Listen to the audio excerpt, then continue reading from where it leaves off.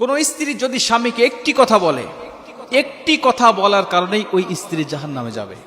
আমি আবারও বলছি, আল্লাহ রাসূল সাল্লাল্লাহু আলাইহি ওয়াসাল্লাম হাদিসের মধ্যে বলেন, বুখারী শরীফের হাদিস, আল্লাহ রাসূল বলেন, কোন স্ত্রী যদি স্বামীকে একটি কথা বলে, ওই স্ত্রী যদি হয় নামাজি, ওই স্ত্রী যদি হয় আল্লাহওয়ালা, ওই স্ত্রী যদি হয় পাহাড় পরিমাণ সওয়াবের অধিকারী, কিন্তু স্বামীকে শুধু একটি কথা বলার কারণে আমার আল্লাহ ওই স্ত্রীকে জাহান্নামে দিবে।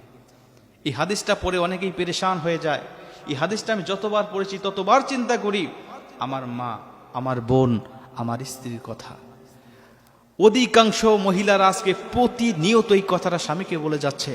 অধিকাংশ মহিলারা স্বামীকে এই কথাটা বলে যাচ্ছে। তারা চিন্তাও করতে পারতেছে না যে দিন দিন তাদের স্থানটা জাহান্নামের কোথায় গিয়ে দাঁড়াচ্ছে। আমরা অধিকাংশ মহিলারা জেনে হোক, বিশেষ করে না জেনেই মহিলারা বেশি এই কাজটা করে যাচ্ছে।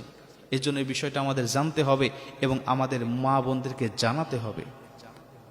আল্লাহ রাসূল সাল্লাল্লাহু আলাইহি ওয়াসাল্লাম বলেন, বুখারী শরীফ 29 নম্বর হাদিস, আমাকে যখন জাহান্নামে নিয়ে যাওয়া হলো, আমি সেখানে গিয়ে উপস্থিত হলাম।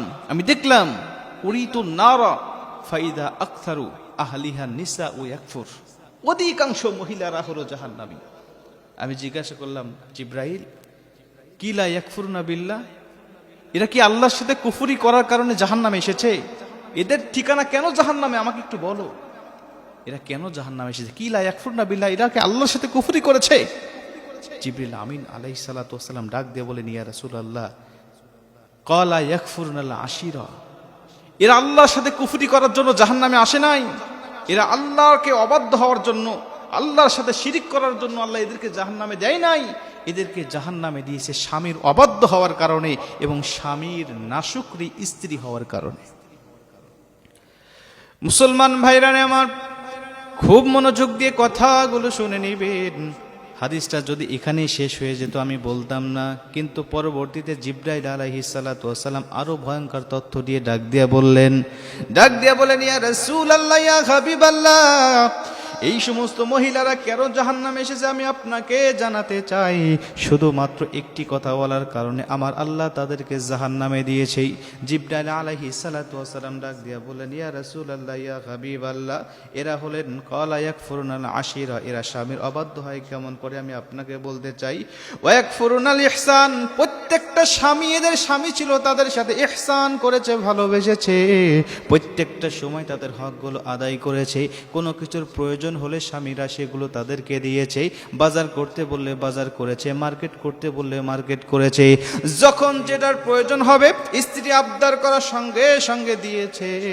কিন্তু হঠাৎ করে কোনো একদিন অবহেলার কারণে, হঠাৎ করে কোনো একদিন যদি স্বামী তাকে না দিতে পারে, যদি কোনো কিছু ভুলে হোক অথবা যে কোনো কারণবশত কারণে যদি না দিতে পারে, স্ত্রী তখন সারা জীবনের ইহসানের কথা ভুলে যায়, সারা জীবনের স্বামীর অবদানের কথা ভুলে যায়। তখন ডাক দিয়া বলেন, ক্বালাত মা রাআইতু মিনকা খায়রান কাত, আমি তোমার কাছ থেকে কোনোদিন ভালো কিছু পেলাম না, আমি তোমার কাছ থেকে কোনোদিন উত্তম ব্যবহার পেলাম না, আমি তোমার কাছ থেকে কোনোদিন কোনো কিছু চেয়ে তোমার কাছ থেকে পেলাম না। সারা জীবনের অবদানকে অস্বীকার করে একটা কথা বলে সে সবকিছু শেষ করে দিল। সারা জীবনের অবদান বেমালুম সে ভুলে গেল।